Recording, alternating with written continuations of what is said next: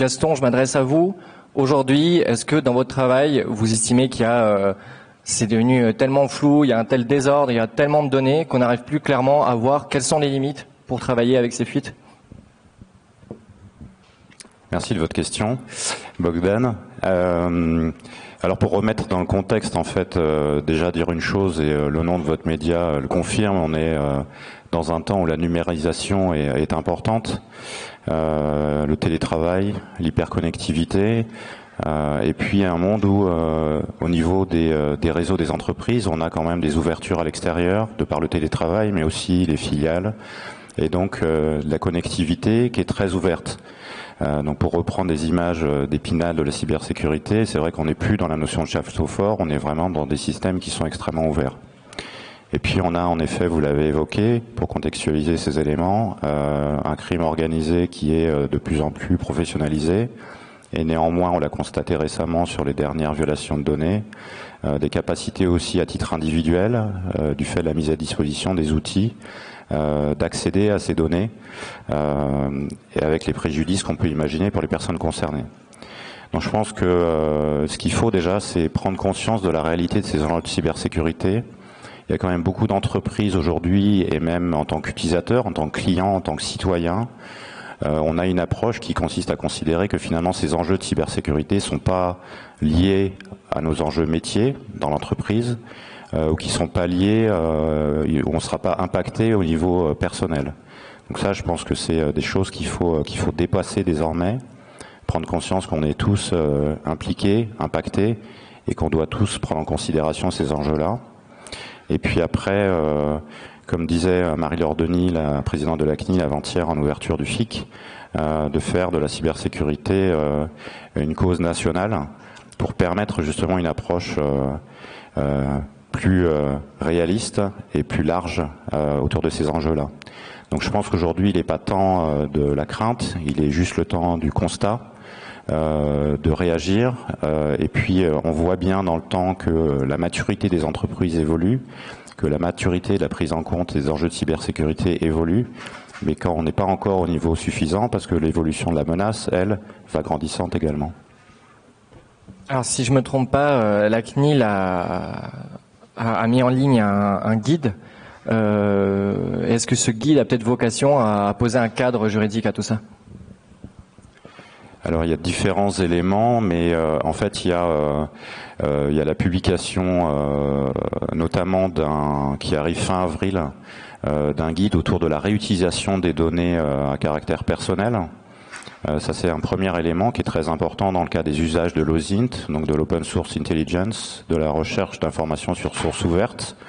Un guide qui a pour but justement de remettre en corrélation et en perspective en fait l'ouverture, l'open data et la réutilisation des données sur Internet avec les enjeux de protection des données. Et puis on a des publications aussi autour du RIFI, donc la recherche sur Internet de fuite d'informations, qui est le sujet de la table ronde aujourd'hui, qu'on a édité début 2022 pour essayer d'encadrer un modèle d'OSINT spécifique pour permettre aux entreprises post-violation d'être en capacité justement pour limiter les impacts pour les personnes concernées, d'utiliser ces outils de façon intelligente, périmétrée et raisonnée pour être en capacité justement de pouvoir, suite à ces violations, réagir au mieux. Pierre, en fait tu me disais que il n'y avait pas souvent des avocats en plus ici, et alors même qu'on est confronté à plein de questions juridiques, à plein de questions pénales. On va rentrer un peu dans le dur avec toi, parce que c'est d'abord à un avocat qu'on a envie de poser aussi la question. Concrètement, que dit la loi actuelle et quel est le cadre juridique avec lequel tu travailles? Alors quand on me pose cette question sur ce type de sujet, j'essaye d'éviter de lire les articles du code pénal, du code civil. Mais là, pour le coup, je peux le faire, puisqu'on a globalement 4 articles du code pénal qui encadrent, je vais utiliser ce mot, mais vous allez vite comprendre que finalement le cadre est assez mince. On a finalement 3 articles qui nous viennent de la loi Godefrein, les articles 323, 1, 2 et 3, qui vise des sanctions pénales pour le fait d'accéder, se maintenir frauduleusement dans un système de traitement automatique de données, entraver, fausser le fonctionnement d'un tel système, s'introduire frauduleusement dans le système, introduire des données, modifier les données. Donc on vise finalement une atteinte portée à un système de traitement automatisé. Donc on est déjà dans un cadre assez restreint. Et on a un quatrième texte qui est l'article 226-18, toujours du Code pénal, qui sanctionne le fait de collecter des données à caractère personnel par un moyen frauduleux, déloyal, illicite. Donc là encore, on ne vise que les données à caractère personnel et avec des références à des termes plutôt génériques, la fraude, la déloyauté, l'illicéité. Donc finalement, pour répondre à la question, que dit la loi? La loi ne dit pas grand-chose. Et donc quel est le cadre? On doit se rattacher à d'autres concepts qui existent. Donc on se rattache à l'escroquerie, à l'usurpation d'identité lorsque c'est le cas, au vol, au recel éventuellement. Et finalement, ce qu'on se rend compte, c'est que ces textes n'ont manifestement pas été pensés pour ces problématiques digitales, ces problématiques cyber. Donc ils sont mal adaptés. Donc le texte déjà, on force un petit peu pour rentrer dans les clous. Et derrière, quand on se retrouve devant une juridiction, devant un magistrat, bah là aussi, il faut lui faire comprendre que le vol, même s'il n'y a pas eu effraction, même si la propriété des données, c'est une notion un petit peu floue, le recel peut exister. Quand on détient des données qu'on a obtenues illicitement, c'est une forme de recel. Mais tout ça pour vous dire que le cadre légal ne nous permet pas forcément d'avoir de la visibilité sur ces problématiques. Maintenant, sur le sujet de l'utilisation finalement des données qui ont été obtenues de manière illicite, bah là aussi, donc je vous parlais des sanctions pénales. En général, ce qu'un client attend, nous, quand il vient nous voir, c'est une indemnisation. Et ça, on ne l'obtient pas par le pénal, on l'obtient par le civil. Et par le civil, là aussi, on va se rattacher à des concepts très génériques. On va utiliser de la concurrence déloyale en disant que l'adversaire qui utilise des données qu'il a obtenues de manière illicite, il a un avantage sur nous. Donc on va essayer de se rattacher à ça. Et là, on se confronte à un nouveau problème qu'on évoquera au long de cette table ronde, qui est le problème de la preuve. Prouver que l'adversaire a obtenu des données de manière illicite. Prouver que ces données ont potentiellement été modifiées. Ou à contrario, prouver que les données sont bien les véritables données. Et tous ces éléments-là, on peut faire appel à des experts, bien évidemment, mais, et ça rejoint un petit peu la suite de ce qu'on évoquera, on est confronté à des situations où tout le monde ne parle pas la même langue. L'expert technique va essayer d'expliquer à notre client, dans un premier temps, quelle est la situation. Le client ne va pas forcément très bien comprendre. Il va nous retranscrire la version qu'il a à peu près compris, à nous, avocats, et nous, on va devoir convaincre un magistrat sur la base de ces éléments-là. Sachant qu'entre-temps, on a un adversaire qui a son client, qui lui a donné sa propre version, qu'il a interprétée et qu'il va aussi présenter au magistrat. Donc on arrive dans des situations à la fin où la décision, je n'irai pas jusqu'à dire que c'est du pile ou face, mais pas loin. On est véritablement dans un aléa judiciaire avec un cadre qui ne nous permet pas finalement d'atteindre nos objectifs. Alors si on se projette un petit peu sur qu'est-ce qu'on pourrait attendre de ce cadre légal, on pourrait se dire finalement le législateur pourrait s'emparer du sujet. Mais là aussi, c'est pas une mince affaire pour le législateur, puisque dès lors que la loi va être trop spéciale, et c'est ce que j'évoquais en introduction avec les articles du Code pénal, lorsque la loi est trop spéciale, il y a peu de situations qui vont nous permettre de rentrer dedans. Mais quand elle est trop générique, finalement, on va pas pouvoir atteindre nos objectifs, que ce soit sur la sanction d'une personne, que ce soit sur l'indemnisation qu'on va pouvoir rechercher, sachant que le législateur est également contraint, bien évidemment, par les intérêts qui doivent être préservés. Et j'en veux pour preuve les récentes évolutions en matière d'assurance sur l'obligation de porter plainte pour obtenir une indemnisation en termes de ransomware. Là aussi, c'est finalement une goutte d'eau dans l'océan, parce qu'on est sur un cas très particulier, l'attaque par ransomware, le paiement de la rançon. On oblige à porter plainte. On oblige également, via le RGPD, à déclarer à la CNIL la violation de données. Et finalement, est-ce que nos clients, obtiennent gain de cause à la fin? Pas forcément. Ils nous disent on a beaucoup de déclarations à faire, beaucoup d'obligations. Nous, ce qu'on voit, c'est que nos données sont perdues, les données de nos clients sont perdues, et on ne sait pas comment les récupérer, et surtout comment récupérer la confiance de nos clients. Ça, c'est un élément qui est fondamental sur ce cadre-là. Merci Pierre. Odile, à la Caisse des dépôts aussi, vous rencontrez des situations assez complexes ou vous êtes confronté à des partenaires, à des personnes qui elles-mêmes sont confrontées à ces fuites de données? Oui, tout à fait, Bogdan. Alors, juste pour vous expliquer le contexte, en fait, à la Caisse des dépôts, on manipule des données sensibles, voire très sensibles. On a deux métiers, hein. Le bancaire, donc investisseur-prêteur, mais on a aussi un métier qui est un peu moins connu, la direction des politiques sociales, le paiement des retraites. Et dedans, on opère aussi, sous mandat de l'État, la plateforme Mon compte formation. Donc, ce qui veut dire que dans la salle, on est tous concernés. Ce qui veut dire qu'on manipule des données comme les numéros de sécurité sociale, nom, prénom, adresse mail, éventuellement adresse postale. Donc vous comprenez bien que ces données à caractère personnel, on les protège et on a un enjeu sur la fuite de données, évidemment pour l'éviter. On en parlera peut-être après. On a aussi un enjeu quand il y a une fuite de données dans des organismes, par exemple fuite de données chez France Travail, hein, puisque ça vient de sortir, 43 millions de personnes concernées, 20 ans de profondeur. Donc forcément, là, on a des données sensibles, nom, prénom, adresse mail, adresse postale, numéro de sécurité sociale, etc. La question est, quand on a ces données-là, quand un hacker a ces données-là, qu'est-ce qu'il peut faire avec ? En fait, c'est très simple. Il peut se connecter à France Connect et là, avoir accès au service public. Et dans le service public, il y a mon compte formation.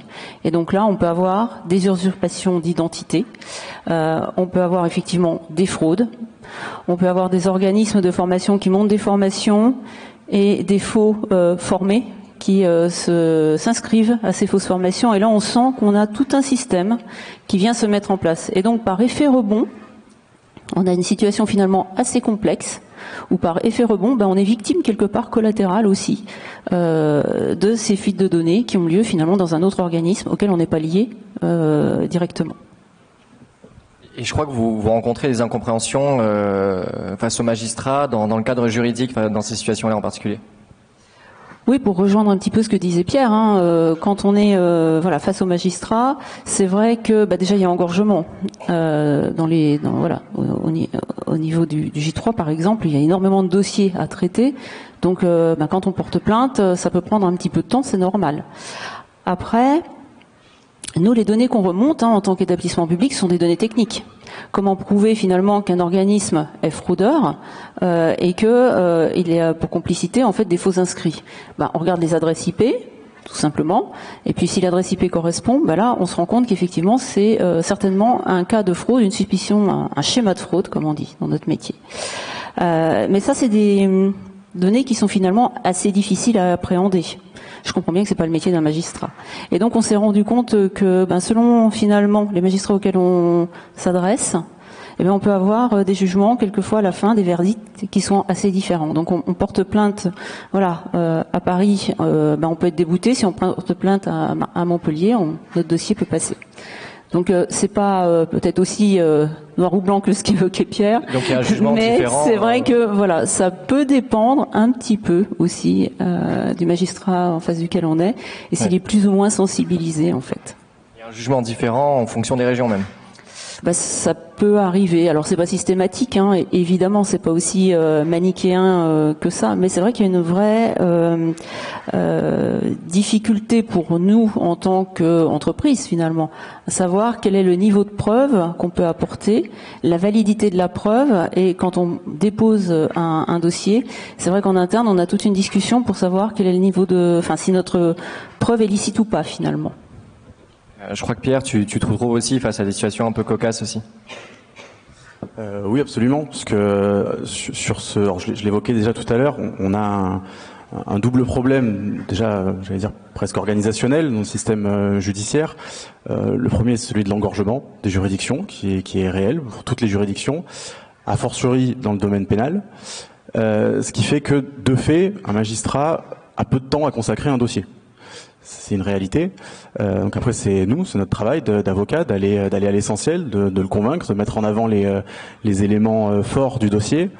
Mais c'est vrai que quand on a des dossiers complexes, techniques, très techniques, on a cette limite qui est compliquée. Quand on arrive en audience et que on a un dossier qui a 130 pièces, on a des conclusions 80-90 pages, que le magistrat nous dit merci de plaider par observation, on comprend qu'il ne faut pas que ça dure plus de 10 minutes. Et on sait que ça va être compliqué. Donc ça après c'est effectivement notre travail. Ça, c'est, j'allais dire, la première difficulté, c'est cet engorgement des juridictions. Alors, on peut envisager de recourir à ce qu'on appelle les MARL, les modes alternatifs de règlement des litiges, médiation, arbitrage, mais qui ont aussi leurs limites, parce que la médiation, elle est intéressante quand on a toutes les parties autour de la table. Or là, en l'occurrence, quand on a un pirate, par définition, il n'est pas dans la cause, mais il n'y sera jamais, parce qu'on n'arrivera jamais à le retrouver. Donc on doit arbitrer entre un assureur, un organisme public, plusieurs responsables éventuellement. On va faire appel aux prestataires qui n'ont pas forcément mis les bons niveaux de sécurité. On va essayer de trouver des solutions. On peut recourir à l'arbitrage, qui pour le coup a plutôt des bons résultats, mais qui est très onéreux, qui a l'avantage de maintenir un niveau de confidentialité. C'est un enjeu aussi. Aller au contentieux, ça veut dire s'exposer. Ça veut dire exposer que notre système a été atteint, exposer qu'on n'a peut-être pas forcément été au summum de la sécurité. Donc l'arbitrage peut être une solution, mais pour des structures pas forcément énormes, l'arbitrage, ça a un réel coût. Donc là aussi, on atteint les limites du système. Le deuxième point, et ça rejoint ce que je disais, c'est un véritable manque de spécialisation et à tous les niveaux. Pas uniquement au niveau des magistrats. Les magistrats sont pas fautifs, mais on a peu d'avocats spécialisés, on a peu de clients même qui comprennent réellement les problématiques, donc qui nous amènent les éléments qu'ils peuvent nous amener. Et effectivement, incompréhension sur incompréhension, on arrive à ce que je disais tout à l'heure, à cet aléa qui est assez énorme. Et effectivement, on peut avoir des décisions, même au sein d'une même juridiction, parfois qui peuvent varier parce que les éléments du dossier varient un peu. On est sur un système en France qui est très éloigné des systèmes anglo-saxons, avec on n'a pas de logique du précédent. Donc les décisions restent aléatoires en fonction des faits du dossier. Et la manière dont les faits sont présentés, finalement, impacte grandement les décisions qui sont rendues. J'ajouterais à ça la logique que j'évoquais tout à l'heure, la finalité finalement du contentieux. Quand on se tourne vers les juridictions pénales, qu'on appelle les juridictions répressives, on va chercher à sanctionner un coupable. Or là, le coupable, comme je vous le disais tout à l'heure, on l'a pas. Donc on peut aller sur du pénal, mais on obtiendra rarement gain de cause. En tout cas, on n'atteindra pas l'objectif que le client nous pose, qui est de récupérer finalement ce qu'il a perdu. Pour récupérer ce qu'on a perdu, ça s'appelle la logique indemnitaire, et ça on va la chercher au civil. Mais là encore, au civil, on peut obtenir un petit peu d'indemnisation, mais là où on a un vrai manque de maturité sur le marché, en tout cas sur les opérateurs commerciaux, c'est qu'ils n'ont pas conscience des préjudices qu'ils vont subir. Les pertes d'exploitation, on comprend qu'on va les perdre, on comprend que si on est assuré, on va pouvoir en obtenir au moins une partie. Les frais qu'on va engager, on comprend que ça va coûter de l'argent. Par contre, les clients qui sont partis, personne ne les ramènera. L'image de la société, personne ne la redorera. Alors on peut communiquer, on peut faire ce qu'on peut pour redorer l'image d'une société, mais ça pour le coup, c'est pas a posteriori qu'on pourra récupérer ces éléments-là. Donc sur ces points, pour travailler pas mal sur la cyberassurance, là aussi, la cyberassurance elle est utile, mais elle est pour moi plutôt un vecteur, j'allais dire, de conformité, et ça c'est vraiment le point qui est fondamental pour anticiper ces sujets sur les fuites de données, les pertes de données et l'utilisation qui est faite de ces données-là. C'est véritablement anticiper ces sujets-là et pas raisonner uniquement en termes financiers. Baptiste, je vois que tu es venu sans texte parce que je sais que tu as un avis très clair dessus. Et puis c'est même 3 jours de FIC surtout. Oui. Donc tu es bien inspiré.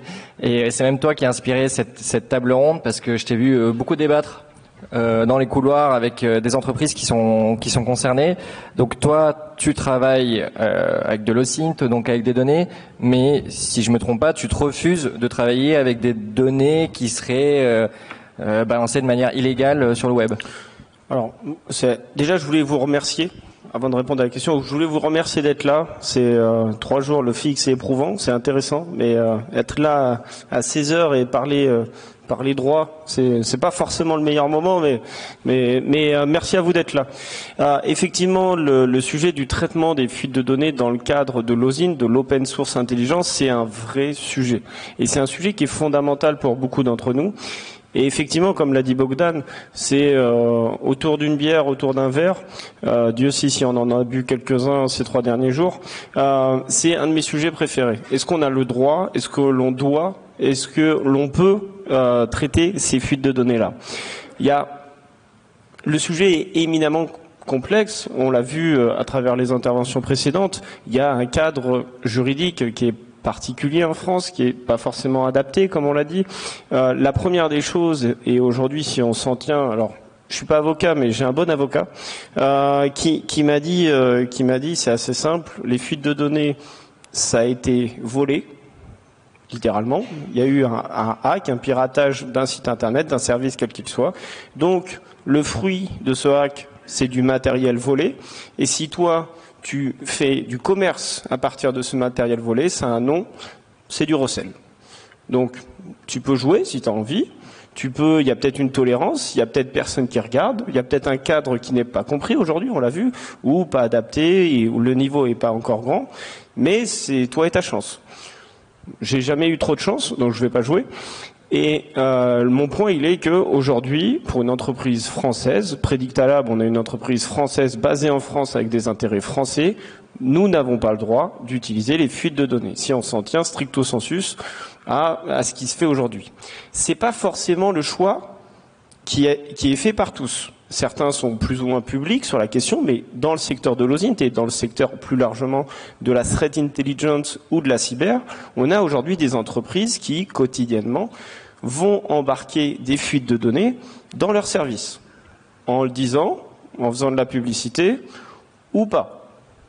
Et il y a une vraie raison à ça. Il y a une vraie raison qui est que les fuites de données, c'est extrêmement utile dans nos métiers.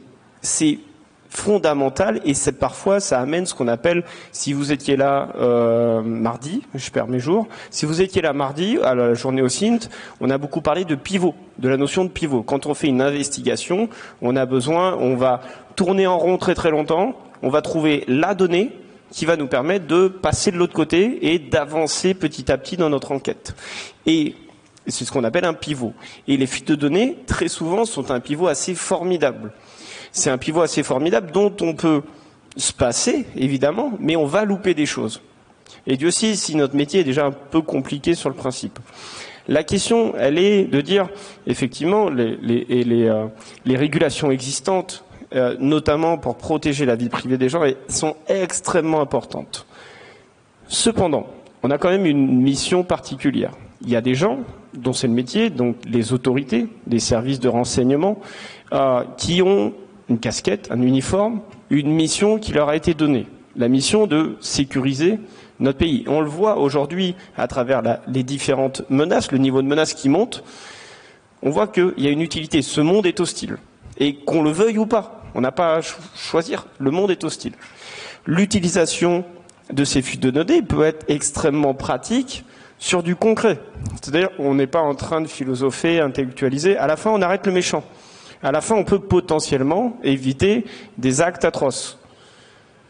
On comprend la question des libertés individuelles, de la vie privée. La question, elle est, et c'est une question aussi industrielle, si nous, on ne le fait pas, si moi, entreprise française, je n'ai pas le droit de le faire, si moi, entreprise française avec des valeurs françaises qui souhaitent et qui a fondé une société qui est 100% basée sur l'éthique, qui veut protéger justement et faire respecter les valeurs françaises, si moi je le fais pas, d'autres le feront. Et il n'y a pas besoin d'aller très loin, hein, vous descendez l'escalier, il y en a des sociétés étrangères ici. Il y en a des sociétés étrangères qui ont ces fuites de données-là. Et il y en a des sociétés étrangères qui vendent au service de l'État français. Alors la question, elle est de dire, d'accord, c'est compliqué.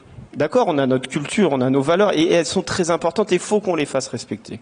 On ne peut pas donner les clés d'outils extrêmement puissants à n'importe qui sans avoir aucun contrôle. Et ça, on est tous d'accord là-dessus.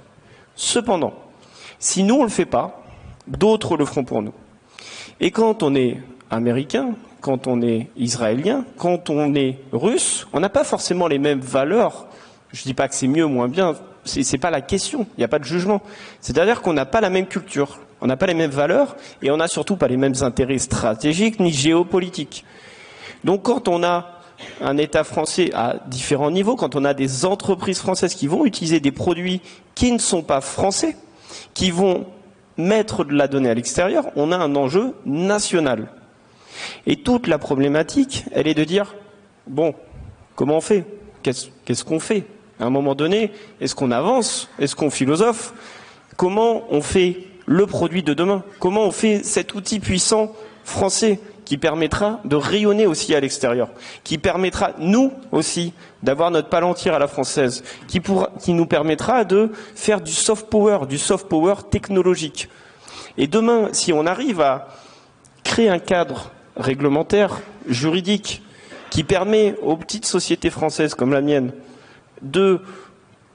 d'innover, de rattraper le retard qu'on a déjà, parce qu'on a déjà énormément de retard technologique, alors on pourra créer, peut-être pas forcément des champions, peut-être pas forcément le palantir français, je prends ça, mais je pourrais prendre un autre, mais on pourra créer des boîtes qui vont avoir des outils intéressants, performants, et qui vont pouvoir être capables de s'exporter et de faire briller la France.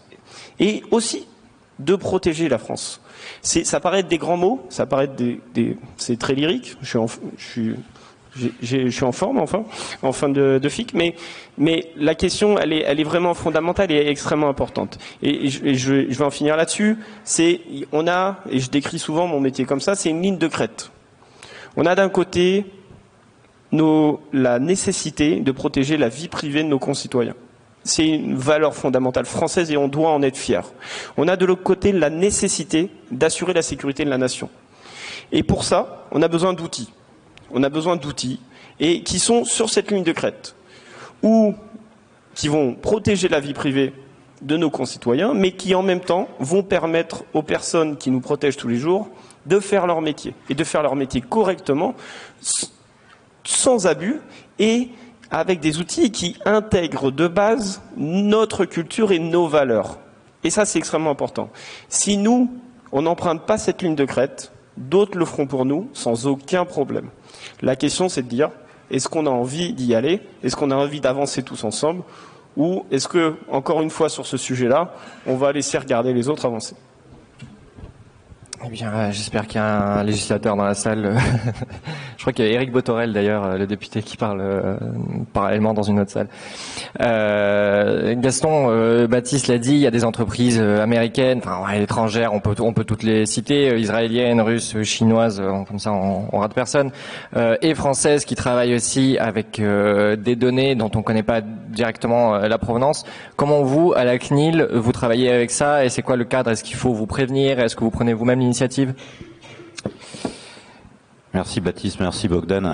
Oui, c'est très intéressant et en effet, c'est difficile d'y répondre en quelques minutes. Parce que les enjeux sont divers et variés, avec des échelles, des approches et des responsabilités qui sont très différentes. D'ailleurs, c'est la notion du RGPD que d'aborder tous ces sujets-là avec une approche par les risques, c'est-à-dire de contextualiser.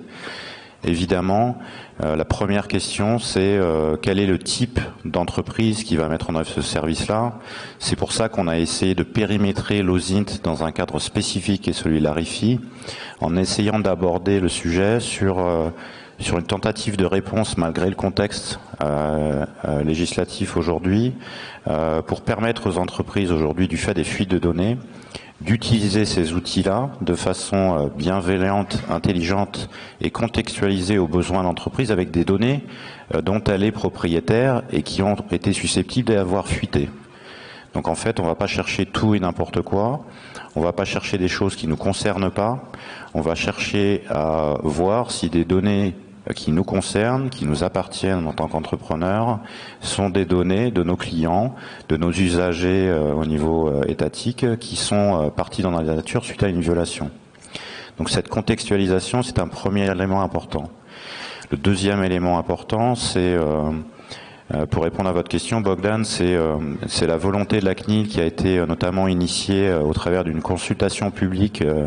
Alors, il y a une consultation publique qui vient d'être lancée autour de l'authentification multifacteur, mais qui a été initiée au travers de travaux qu'on a lancés l'année dernière au FIC, des travaux de mise en conformité des solutions de sécurité.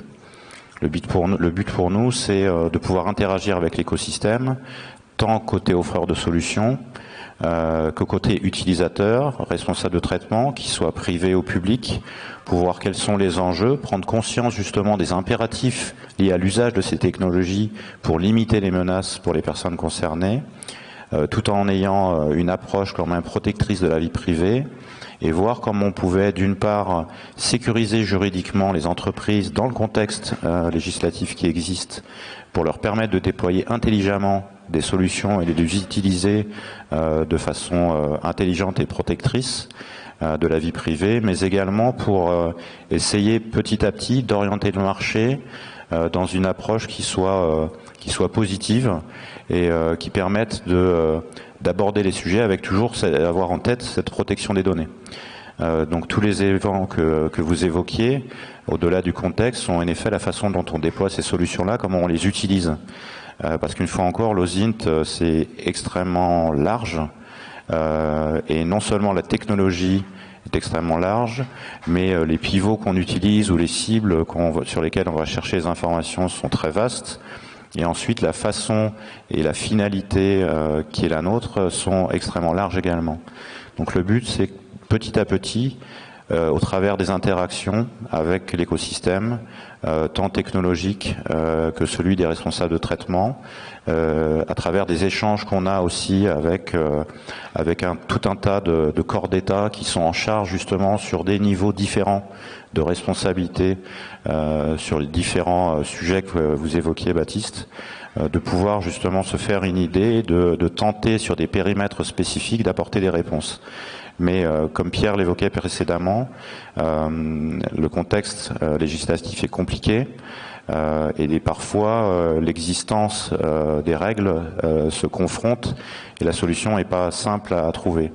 La notion d'approche par finalité, qui est important dans la loi informatique et liberté du RGPD, est une chose qu'il faut avoir à l'esprit aussi, c'est-à-dire quand c'est une finalité de sécurité pour un périmètre particulier suite à une violation donnée, on ne va pas analyser les choses de la même façon qu'une entreprise d'OSINT qui va ratisser extrêmement large pour tout enregistrer, potentiellement voir plus tard s'il y a des données qui sont exploitables dedans ou autres, avec aucune légitimité, aucune finalité prédéfinie. Et là, évidemment, ça change complètement les enjeux. Donc, je pense qu'il y a pour terminer, ce besoin d'avoir le sens des réalités, d'une part, parce qu'en effet, le contexte géopolitique est compliqué, c'est le moins qu'on puisse dire.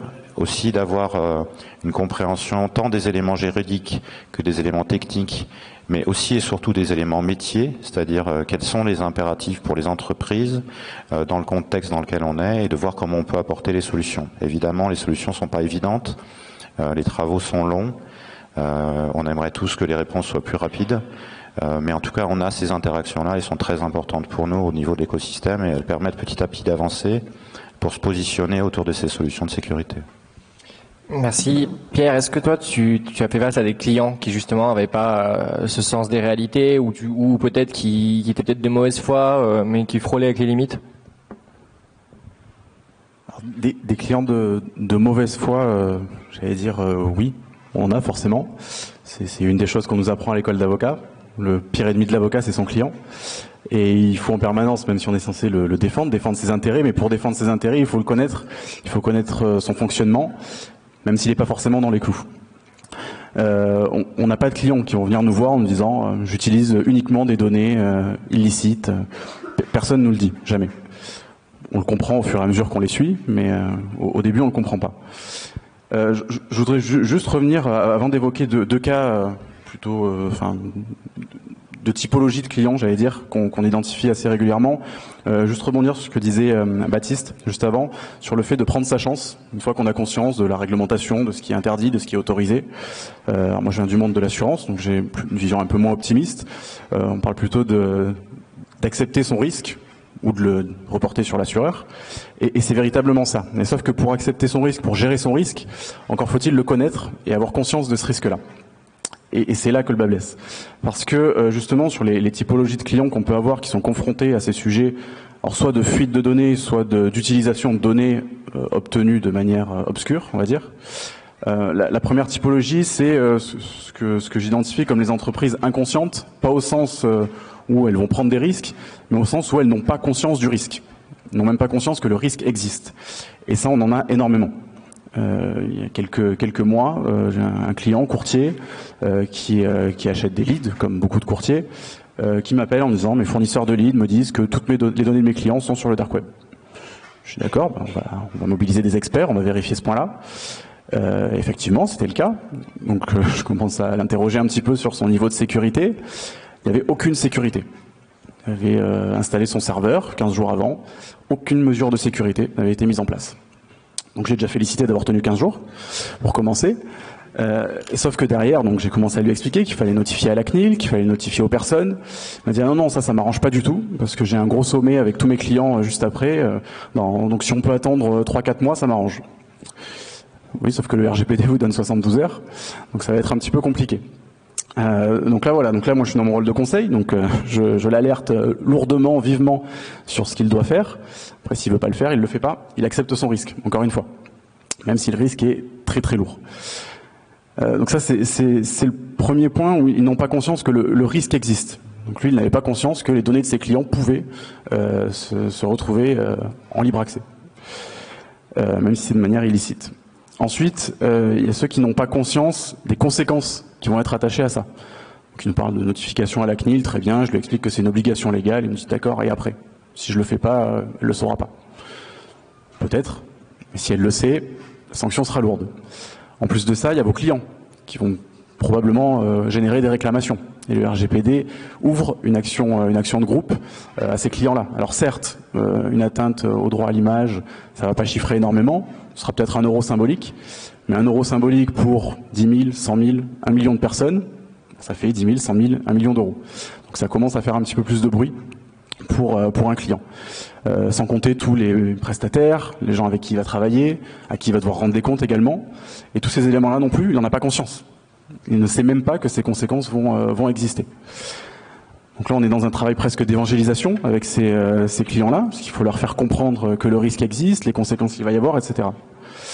Et à côté de ça, on a d'autres entreprises qui s'inscrivent, j'allais dire, dans un objectif un peu plus louable, mais qui sont un peu aveuglées par leur développement, par leurs innovations. Et quand on commence à leur parler de sécurité, elles vont quasiment toutes me parler de sécurité informatique, de sécurité opérationnelle, de sécurité technique. Quand je commence à évoquer le sujet de la sécurité juridique, alors on a soit ceux qui jouent à l'apprenti juriste, c'est oui, j'ai fait des contrats, très bien, des contrats qui les protègent pas du tout, des contrats de sous-traitance où c'est eux qui portent toute la responsabilité, mais ils en ont pas conscience non plus.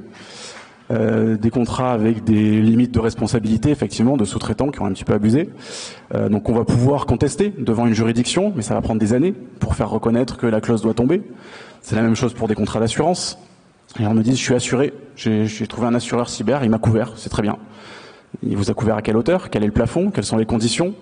Parce que le jour où vous allez avoir un sinistre, quand je regarde votre questionnaire de souscription, je suis à peu près sûr que vous ne serez pas couvert. Et si vous êtes couvert, vous aurez peut-être 10% de votre préjudice réel. Et ça non plus, ils n'en ont pas conscience. Donc c'est vrai qu'on parle beaucoup de sécurité cyber, et pour toutes ces entreprises innovantes, ces petites structures innovantes, c'est leur enjeu, la sécurité cyber, parce qu'effectivement, si elles ne sont pas sécurisées, comment elles vont pouvoir sécuriser leurs clients? Par contre, l'aspect juridique, il est tout le temps oublié. Et on évoquait tout à l'heure l'aléa judiciaire. Et pour le coup, c'est exactement ça, l'insécurité juridique, c'est ne pas savoir où on va. Si on a un contrat qui n'est pas du tout encadré, qui n'anticipe aucune situation, on est dans une totale insécurité juridique, parce qu'on va se prendre des contentieux dans tous les sens, et on va les perdre, ces contentieux, ou si on les gagne, on les gagnera pas comme on veut les gagner. Donc ces éléments-là, ils sont véritablement importants pour ces entreprises-là. Et puis on a effectivement les clients qui sont, on va dire, semi-inconscients, donc qui sont un petit peu à cheval entre ces deux notions. En fait, ils savent bien que les données qu'ils utilisent, elles n'ont pas forcément été obtenues de manière licite. Mais là, pour le coup, ils se mettent des œillères totalement. Et ce qui fait qu'en termes de gestion du risque et de contrôle du risque, là, on est plus que sur de l'aléa, puisqu'ils ne contrôlent même pas l'origine des données qu'ils utilisent. Merci bien. Oui, pardon. Je suis dans quel type de client, du coup? Vous n'êtes pas mon client, Baptiste. Peut-être pas encore. Odile, est-ce que justement sur tous ces cas qu'a évoqué Pierre, est-ce que vous essayez de les sensibiliser, les partenaires avec qui vous discutez? Alors, oui, tout à fait. En fait, nous, à la Caisse des dépôts, on est responsable de traitement, pour le coup. Donc, quand on a une fuite de données, ça peut arriver. Donc, on fait une déclaration de la CNIL, fort heureusement. Donc, en fait, nous, l'enjeu, c'est de sensibiliser aussi les collaborateurs à la manipulation des données sensibles. comment on fait pour envoyer effectivement des données, typiquement à un avocat, si on a besoin de le faire, sous quelles conditions, selon le niveau de sensibilité des données. Donc en fait, la sensibilisation, déjà, elle commence comme ça. C'est-à-dire qu'on classifie l'information, finalement, hein, on dit, voilà, soit elle est publique, soit elle est secrète, et quand elle est secrète, vous pouvez pas l'envoyer comme ça, et vous devez appliquer des mesures, évidemment, de chiffrement, typiquement, ou alors vous envoyez par transfert de fichiers. Donc on a mis en place des mesures comme ça. Après, ça c'est bien, mais c'est aussi à la main du collaborateur. Donc on a un système, évidemment, comme beaucoup, de DLP, Data Leak Protection, pour prévenir aussi la fuite de données. Donc on ne bloque pas le trafic, on a un système d'alerting, c'est-à-dire qu'on a du trafic légitime, et puis on ne va pas bloquer tous les trafics, évidemment, d'envoi de données secrètes, mais on le fait sous certaines conditions. Donc c'est comme ça qu'on travaille. Et si on peut, évidemment, on anonymise les données, là c'est encore mieux. Mais ça c'est plutôt pour les flux applicatifs. Après, il y a le deuxième volet, c'est la sensibilisation des collaborateurs. Finalement, ce sont aussi des citoyens. Donc comme ce sont des citoyens, toutes les bonnes pratiques qu'on met en place en fait à l'intérieur de l'entreprise, à chaque fois qu'on fait des sessions de sensibilisation, et on en fait beaucoup, on rappelle aussi que ces bonnes pratiques, elles peuvent être utilisées dans le monde personnel. Et il ne faut surtout pas se priver. Donc quand on est face à une fuite de données, la première chose à faire, c'est de changer tous ces mots de passe. De ne pas réutiliser le même mot de passe qui, avec un peu de chance, est le mot de passe Windows en plus, pour son adresse mail personnelle et puis l'accès à tous ses comptes. Voilà. Donc on essaie aussi d'avoir cette sensibilisation du citoyen, qui est le collaborateur qui est des dépôts, mais finalement étendu. Et on sait qu'avec un peu de chance, il en parlera chez lui, à sa famille, et que peut-être on pourra avoir... On aimerait bien avoir des sessions de sensibilisation comme on a eu pour la sécurité routière. Qu'est-ce que c'est que la sécurité informatique vulgarisée, une heure de grande écoute. Bon, on n'en est pas encore là. On en a parlé plusieurs fois, mais on n'en est pas encore là. Ce serait super, mais c'est comme ça. À ce titre, je rappelle, peut-être que vous avez vu, pardon, je me permets, cybermalveillance.gouv.fr a lancé une plateforme, une sorte de module qui s'appelle Sans Cyber, que vous pouvez partager à vos conjointes, grand-mères, tantes, qui c'est à peu près 1h50 d'apprentissage, un peu de manière, vos codes de la route. Il y a quand même une réflexion qui commence à se faire. Oui, moi je trouve ça super. Hein. À titre personnel, c'est quelque chose qu'on voudrait. Donc nous, c'est comme ça qu'on travaille en fait, à la fois sur la protection, la prévention de la fuite de données, et à la fois sur la sensibilisation des collaborateurs. Baptiste, je te sens assez percutant. Je vais te laisser conclure. Toi, tu parlais pas d'une révolution, mais d'un nouveau cadre, d'une réflexion à se faire, on va dire dans les plus hautes sphères. Mais est-ce que pour toi, c'est un combat un peu perdu d'avance, parce que de toute façon, tu citais plusieurs États et peut-être un jour la France. On est tous, de toute façon. Confrontés à des pays qui font ce qu'ils veulent, à des entreprises qui font peut-être ce qu'elles veulent, et on n'aura jamais un cadre clair. Est-ce que le combat est perdu d'avance? J'ai envie de dire non, sinon on serait pas là. J'espère bien qu'il n'est pas perdu d'avance et que tout ce qu'on fait, il y a des avancées. On l'a vu, on a parlé de sensibilisation, on a parlé d'un cadre spécifique sur une finalité, sur une approche par finalité, notamment au niveau de la CNIL. On voit que le cadre légal, il commence. On se pose des questions déjà. Avant, on s'en posait pas. Donc déjà, on est en train de se poser des questions et on est en train d'avancer sur la réflexion. Est-ce que le combat est perdu? Je ne sais pas. Est-ce que le combat est ultra compliqué? Oui. Ce qui est sûr, en tout cas, c'est que on est dans un monde, c'est mondialisé. La cyber, il n'y a pas de frontières. Il y a zéro frontière. Et donc, on est en train de se poser des questions françaises ou européennes sur des cadres légaux, des cadres réglementaires. Mais ce qui est sûr, c'est que le terrain de jeu, il est mondial. Et qu'on a tous des règles différentes. On a tous des règles différentes et en plus de ça, on a des acteurs hégémoniques qui sont assis sur énormément de données.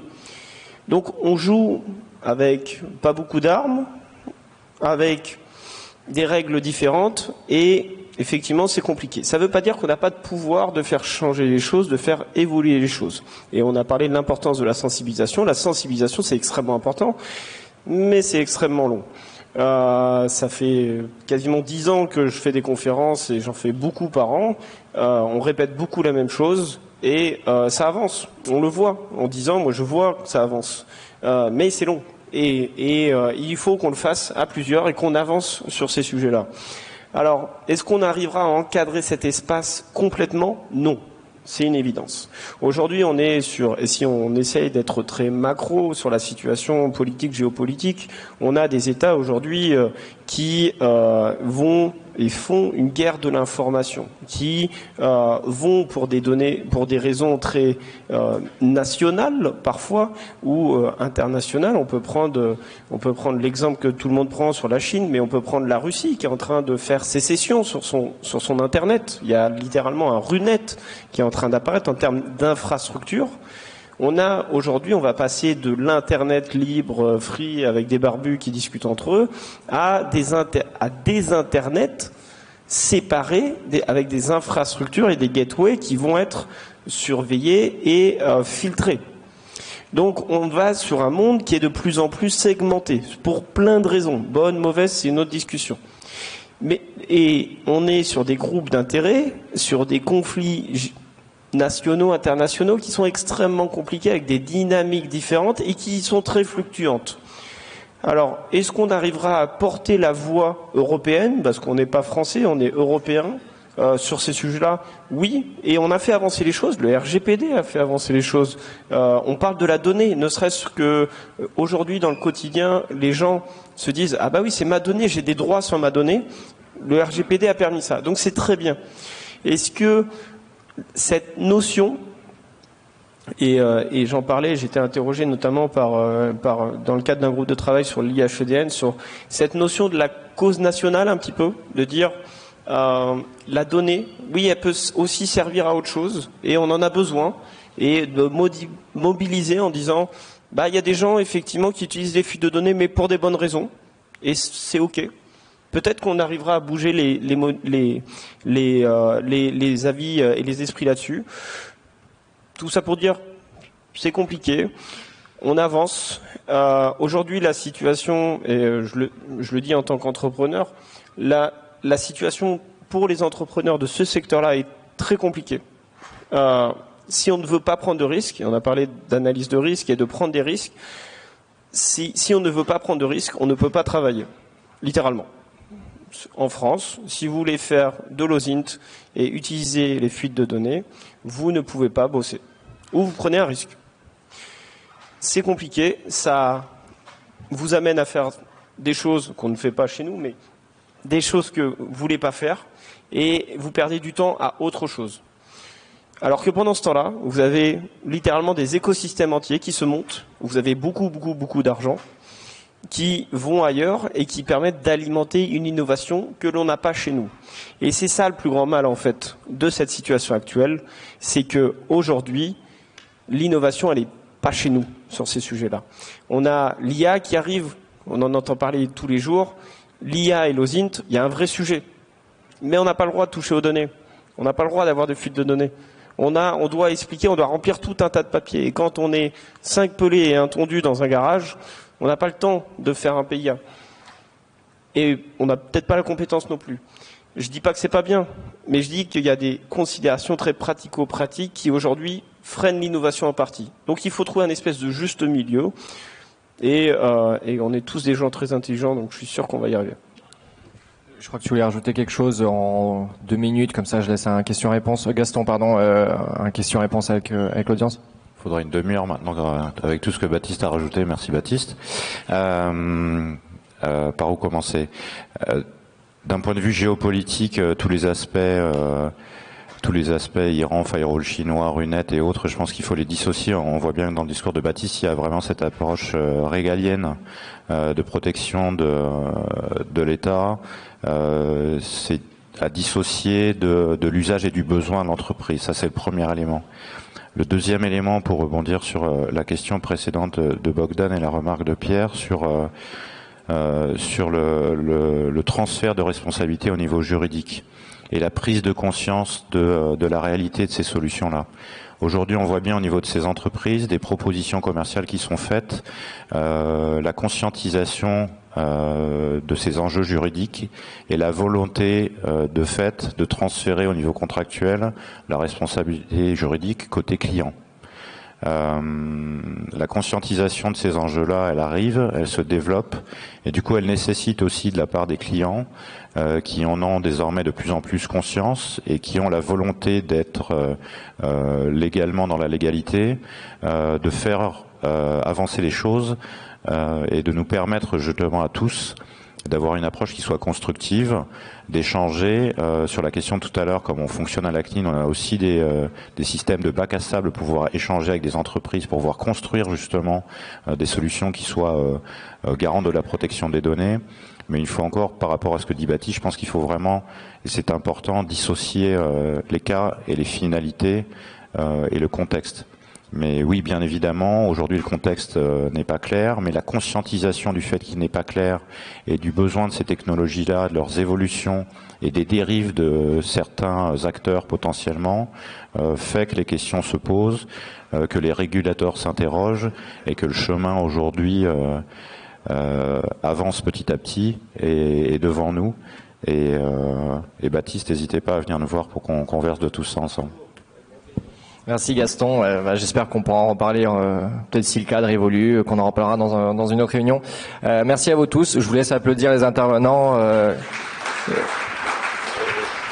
Et bravo à vous pour ces 3 jours de FIC. Est-ce qu'il y a des questions? Généralement la première. Oui, je vous tends le micro.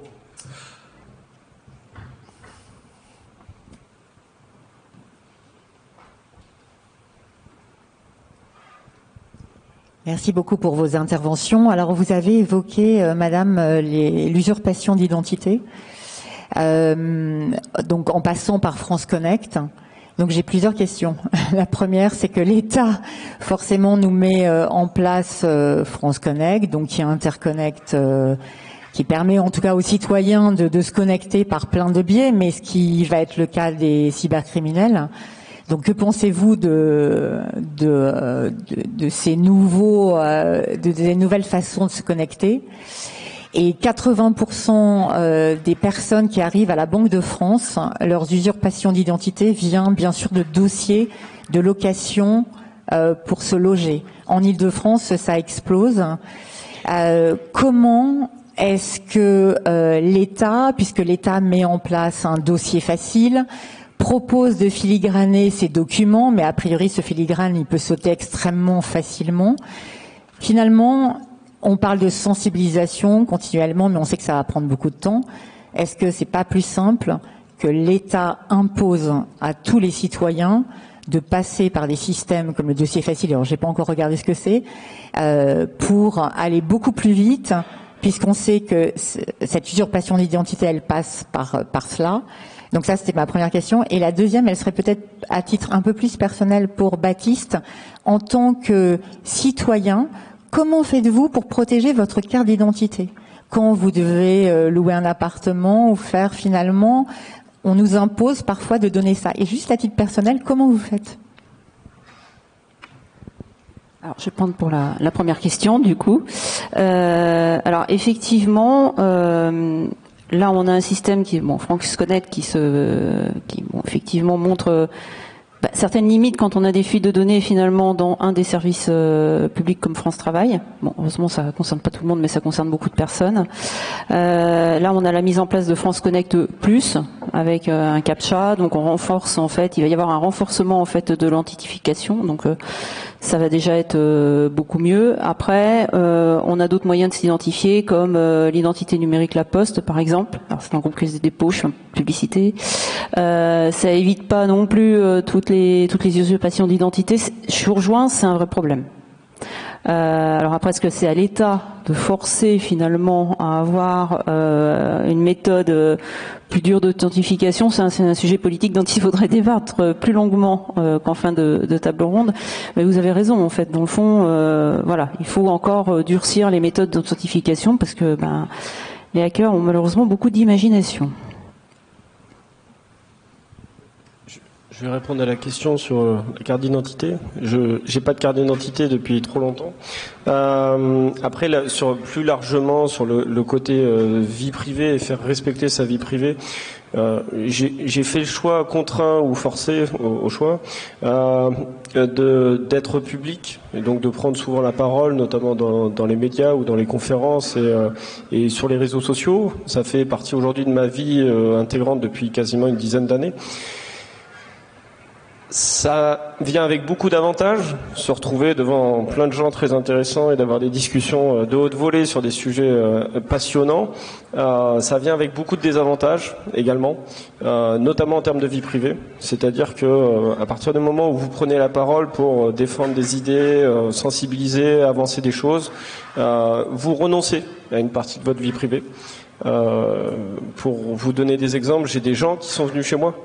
J'ai reçu des menaces de mort. La dernière fois que je suis allé à un concert, on m'a pris en photo, on l'a mis sur Twitter. Donc ça fait partie des sujets. Là, on est dans l'antre de la cyber française. Donc de fait, j'ai passé une bonne partie de ma journée à échanger avec plein de gens que je connais pas, mais c'est génial et c'est super intéressant. Mais prendre la parole sur ces sujets-là fait que vous renoncez à une partie de votre vie privée. Et de fait, je suis un très mauvais exemple sur la protection de ma propre vie privée. Ceci étant dit, si vous voulez protéger votre vie privée, le point il est d'être en permanence attentif sur l'utilisation des services que vous avez, attentif sur les données qu'on vous demande. Est-ce que le service qui demande la donnée a besoin de cette donnée-là? Est-ce que je peux mentir? Et je le dis souvent, n'hésitez pas à mentir. Ça paraît rigolo comme ça, mais on vous a appris à être honnête. Vous êtes des gens honnêtes parce que vous avez eu des bons parents qui vous ont dit il ne faut pas mentir. La vérité, c'est que sur Internet, vous avez le droit de mentir. Vous avez le droit de mentir sur certains sujets, mais certains sujets intéressants. Et il y a un exemple que je prends souvent, c'est vous allez à Maison du Monde et vous achetez la dernière tasse qui vous fait plaisir. La caissière ou le caissier va vous dire quel est votre code postal et vous allez répondre et vous allez dire la vérité.